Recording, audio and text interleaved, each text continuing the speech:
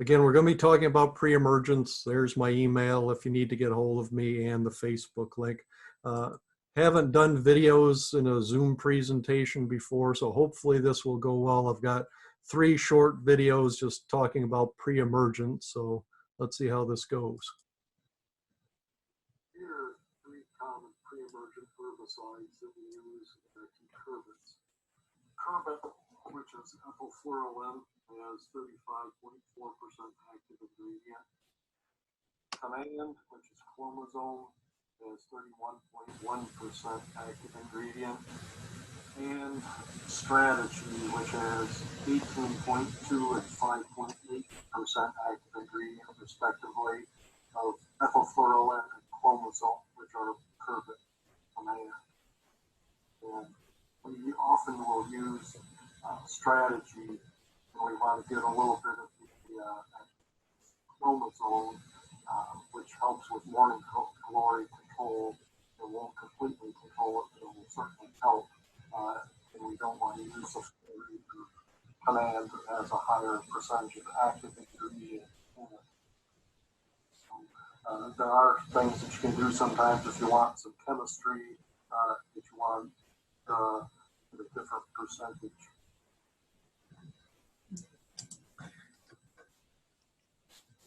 The use of pre-emergent herbicides is very important.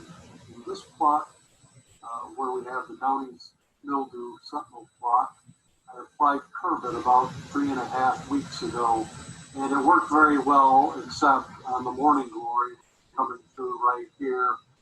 We see a few other weeds just starting to come through. We had a lot of rain for the last couple of weeks. The thing to keep in mind with these pre-emergent herbicides, they will move through the soil quicker when you have more rain. But Carbon has been very good for us right here. We have mostly some morning glory, and then we also have some yellow nutsedge coming through down here as well. And this just gives so important is to not only rotate your crops in the field to prevent the development of certain disease problems or insect problems, but also to rotate your crops and your chemistries for your herbicides so that you don't start selecting for specific weed issues in your field. If we kept the sentinel plot here next year as well, and used Carbon again, eventually we would end up with a very thick stand of morning glory and yellow nutsedge. Here we have our butternut squash trial. This is where we applied some strategy as a pre-emergent to help control weeds. We use the strategy here and not in the downy mildew sentinel plot, because the downy mildew sentinel plot is right by the tomatoes in the high tones. And what happens if you get any drift at all from that, you see this whitening is very characteristic of command injury. It's very common. It's a photosynthetic inhibitor, which just completely destroys the pigment things. So that's very characteristic of command injury. And we don't want to risk tomatoes or anything with that. But over here, we didn't have anything that we were concerned about, any potential drift. And you always have to be careful so that things don't drift. The chromosome, which is the active ingredient in command and strategy, one of the active ingredients in strategy, does give you some better control of morning glory. This morning glory looks a little pale in that. Definitely been inhibited. It hasn't been killed, however. And eventually, it could grow out of this. Still have yellow nutsedge coming through, because either Carbon or command will control yellow nutsedge. Pretty clean plot overall. We do have one little section down here a little bit further where we had some cocklebur come through. Large seeded weed, very common. Neither Carbon nor command are very effective on that. They're much more effective on your small seeded weeds than on your large seeded weeds. But here you see some cocklebur coming through. Again, you have some damage, some pigment damage on the young leaves. Been inhibited, but it will probably do a lot of that.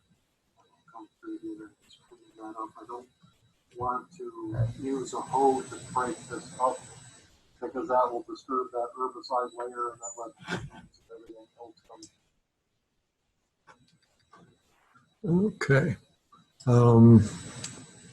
So basically, what I want to talk about with herbicides is they're the foundation of a good weed management program. They're not the only tool that you're going to use with growers or anything, but they're certainly one of the tools that you want to use whenever you have the opportunity to. Unlike a fumigant, they do not kill weed seeds.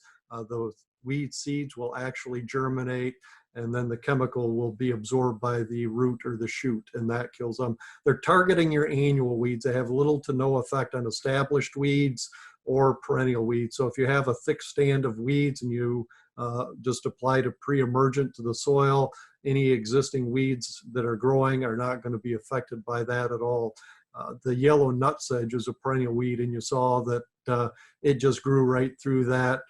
Johnson grass and things, you might get a little bit of inhibition as it's growing through, but there's enough of the stored reserves in the roots or the tubers or the stolons or the runners or whatever for your perennial weeds that it allows them to grow through that herbicide barrier without completely killing them.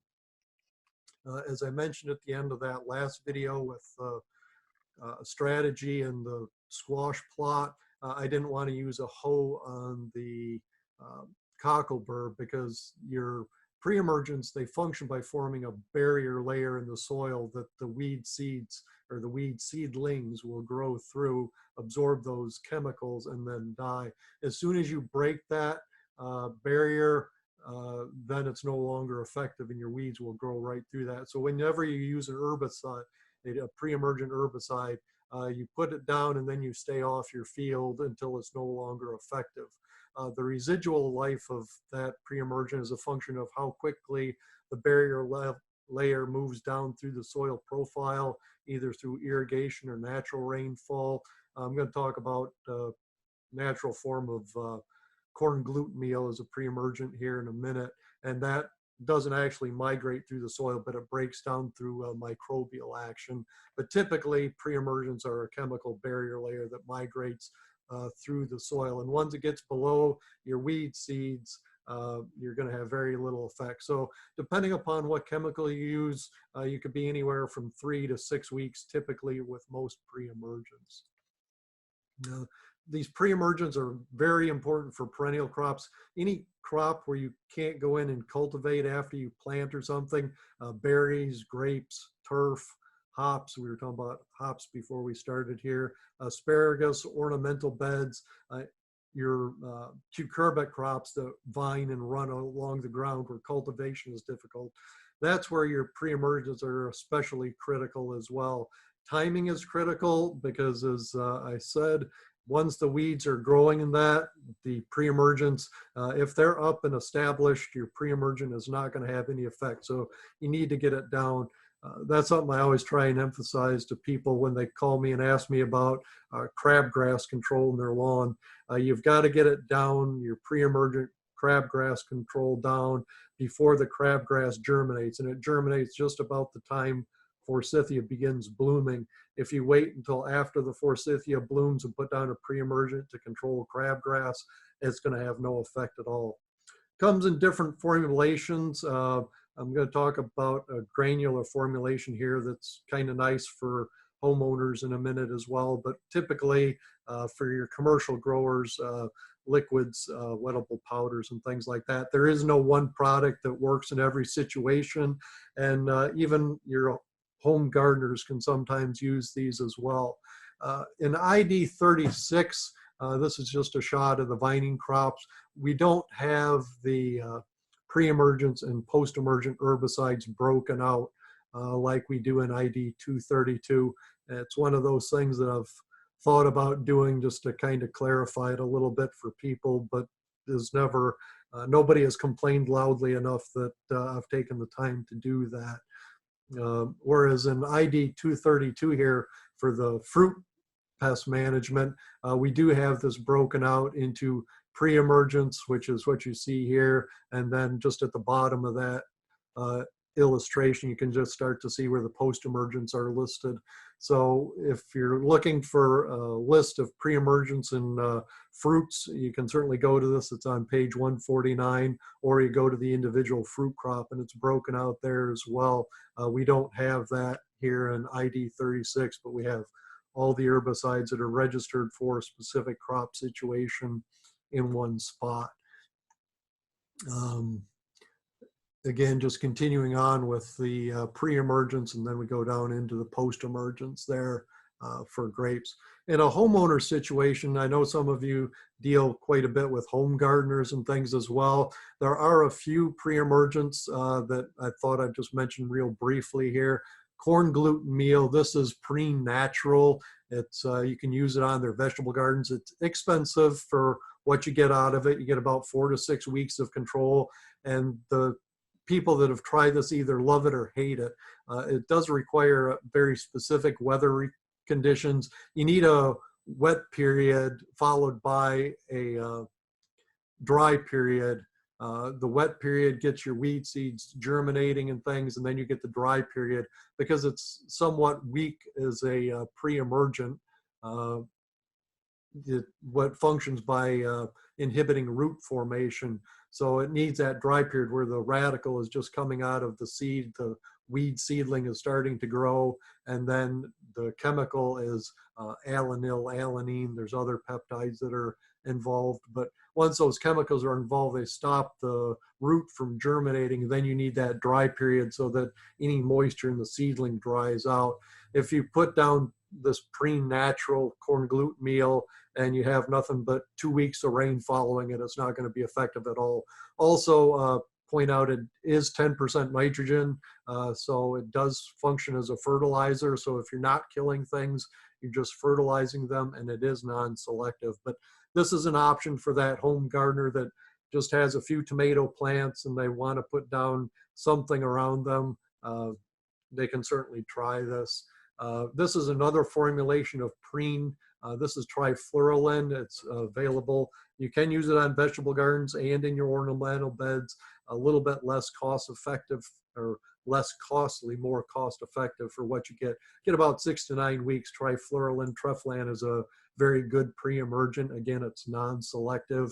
But this would be one of those synthetic chemicals that a lot of home gardeners don't want to use.